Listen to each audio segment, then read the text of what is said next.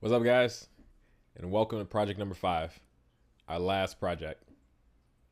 In this project, we're going to build an access control device using a keypad and an LCD screen. When we're done, it'll look like this.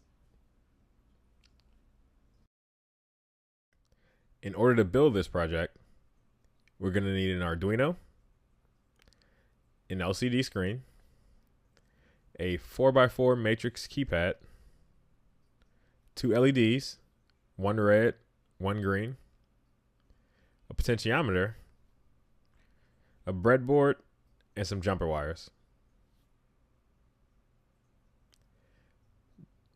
By the end of this project, you'll know how to use built-in libraries, use external libraries, use an LCD screen, and use a matrix style keypad. Let's jump right in.